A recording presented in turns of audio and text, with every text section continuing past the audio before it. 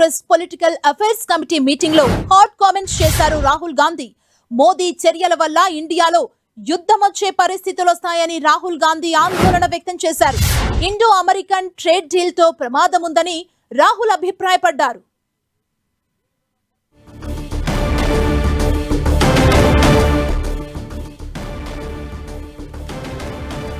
వికారాబాద్ లో జరిగిన Telangana Congress political affairs committee meeting లో హాట్ కామెంట్స్ చేశారు Rahul Gandhi.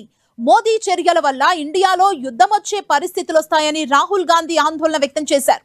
Indo American trade deal తో ప్రమాదం ఉందని రాహుల్ గాంధీ అభిప్రాయపడ్డారు.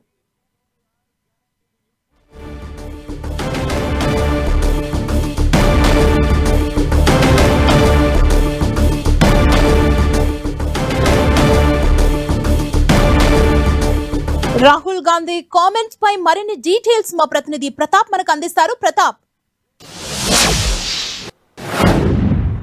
ఎస్ సుమా, కాసేపటి క్రితము పిఎస్సి సమావేశంలో సందర్భంగా రాహుల్ గాంధీ కీలకమైన కామెంట్ చేయడం జరిగింది. ఏపీ తెలంగాణ రెండు రాష్ట్రాలకు సంబంధించిన ముఖ్యమైన నేతలంతా కూడా రాహుల్ గాంధీతో భేటీ అయిన సందర్భంగా రాహుల్ గాంధీ కొన్ని కీలకమైన అంశాలు మాట్లాడుతూ, అంటే రాష్ట్రాలకు సంబంధించిన పొలిటికల్ ఇష్యూస్ ప్రధానంగా వాటితో మాట్లాడుతూ ముఖ్యంగా దేశంలో నెలకొన్న పరిస్థితుల అంశాలను కూడా ప్రస్తావించడం జరిగింది. ప్రజెంట్ అంతర్జాతీయంగా జరుగుతున్న యుద్ధ పరిణామాల గురించి డిస్కషన్ చేస్తూ కూడా ఆ యుద్ధం ఇప్పుడు ప్రజెంట్ అయితే ప్రారంభమైంది కానీ ముగింపు ఎటు దారి తీస్తుంది అనేది కూడా చూడాల్సి ఉంటుంది. అసలు యుద్ధ పరిణామాలు అనేది ఘోరంగా ఉంటాయని కూడా చెప్పడంతో పాటు దేశంలో కూడా ప్రజెంట్ మోడీ ప్రభుత్వం కేంద్రం మోడీ ప్రభుత్వం కుదిరించుకున్న అమెరికాతో ట్రేడ్ డీల్ కుదిరించుకున్న ఆ ట్రేడ్ డీల్ వల్ల కూడా దేశంలో యుద్ధ పరిణామాలు కూడా ముందు వచ్చే అవకాశాలు ఉంటాయంటూ కూడా చెప్పడం జరిగింది. ఇప్పటికే ట్రేడ్ బిల్కు సంబంధించి కేంద్రంలో కాంగ్రెస్ పార్టీ కూడా కేంద్ర ప్రభుత్వం పైన ఇప్పటికీ ఒక పోరాటం అయితే చేస్తుంది. మొన్న ఢిల్లీలో జరిగిన ఒక సమ్మిట్లో కూడా సమ్మిట్లో కూడా యూత్ కాంగ్రెస్ సంబంధించిన కొంతమంది నేతలు కూడా అక్కడ ఆందోళన చేయడం కానీ ముఖ్యంగా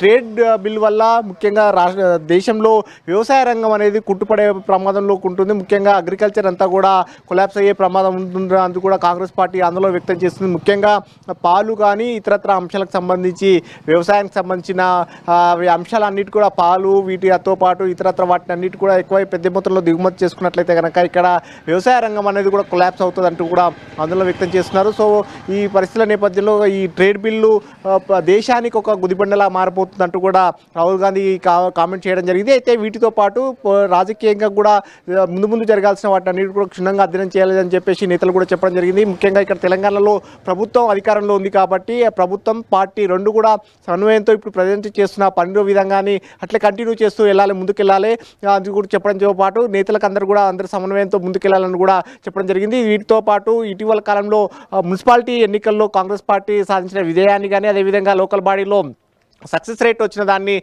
సమన్వయంతో పనిచేయడం వల్ల ఎంత రిజల్ట్ రావడం జరిగింది. కాబట్టి ముందు కూడా ఇట్లే పార్టీ ప్రభుత్వం రెండు కూడా కలిసి ముందుకెళ్లాలంటూ కూడా సూచనలు చేయడం జరిగింది. సో మొత్తం వీటితో పాటు విహెచ్ పార్టీ సీనియర్ నేత వి హనుమంతరావు ఒక ప్రపోజల్ రాహుల్ గాంధీ ముందుకు తీసుకెళ్లడం జరిగింది.